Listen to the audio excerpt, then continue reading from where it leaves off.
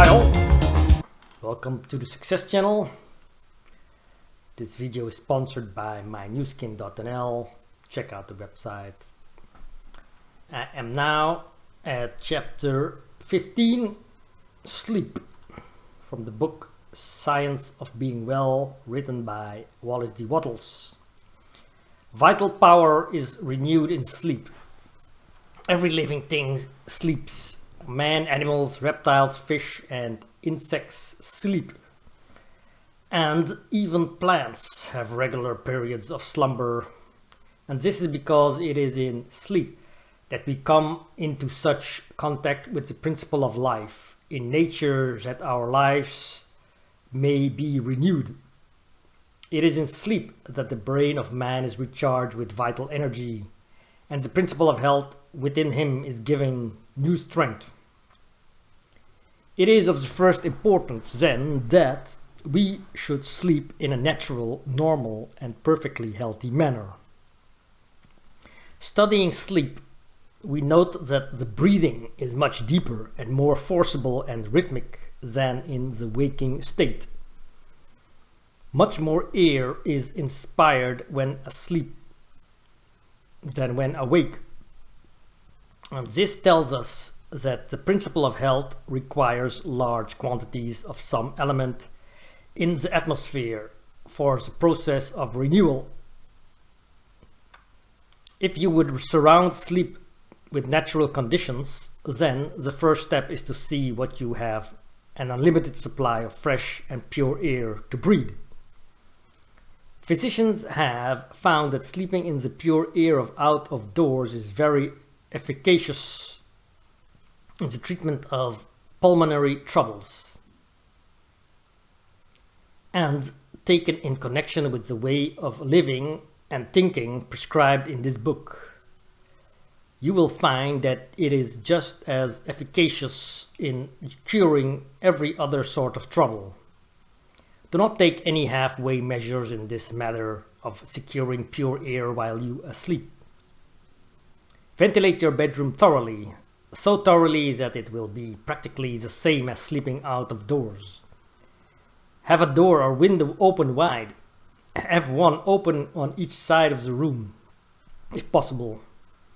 If you cannot have a good draught of air across the room, pull the head of your bed close to the open window, so that the air from without may come fully into your face.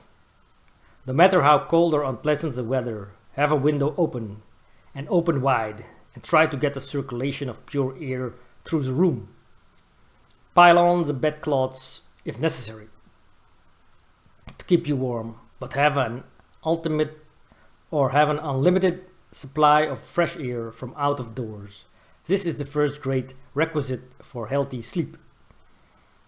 The brain and nerve centers cannot be thoroughly vitalized if you sleep in dead or stagnant air.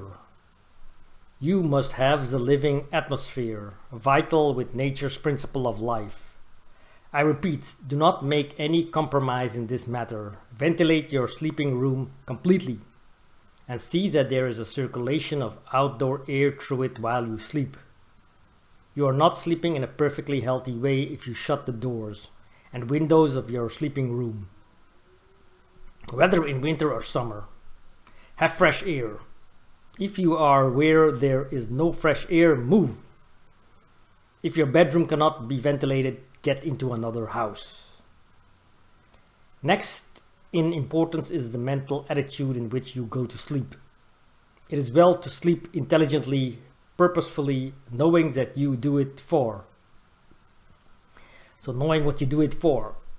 Lie down thinking that sleep is an infallible vitalizer, and go to sleep with a confident faith that your strength is to be renewed, that you will awake full of vitality and health. Put purpose into your sleep as you do into your eating. Give the matter your attention for a few minutes as you go to rest. Do not seek your couch with a discouraged or depressed feeling. Go there joyously to be made whole. Do not forget the exercise of gratitude in going to sleep. Before you close your eyes, give thanks to God for having shown you the way to perfect health. And go to sleep with this grateful thought uppermost in your mind. A bedtime prayer of thanksgiving is a mighty good thing.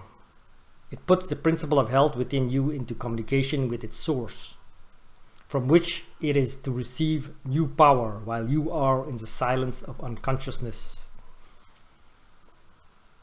You may see that the requirements for perfectly healthy sleep are not difficult. First, to see that you breathe pure air from out of doors while you sleep. And second, to put the within into touch with the living substance by a few minutes of grateful meditation as you go to bed. Observe these requirements. Go to sleep in a thankful and confident frame of mind, and all will be well. If you have insomnia, do not let it worry you. While you lie awake, form your conception of health. Meditate with thankfulness and on the abundant life which is yours. Breathe and feel perfectly confident that you will sleep in due time, and you will. Insomnia, like every other ailment, must give way before the principle of health aroused to full constructive activity by the course of thought and action herein described. The reader will now comprehend that it is not all burdensome or disagreeable to perform the voluntary functions of life in a perfectly healthy way. The perfectly healthy way is the easiest, simplest, most natural and most pleasant way. The cultivation of health is not a work of art, difficulty or strenuous labor. You have only to lay aside artificial observances of every kind and eat, drink, breathe and sleep in the most natural and delightful way. And if you do this, thinking health and only health will certainly be well. Thank you for watching chapter 15. See you next time with chapter 16. Check out my website, mynewskin.nl, and thank you for watching.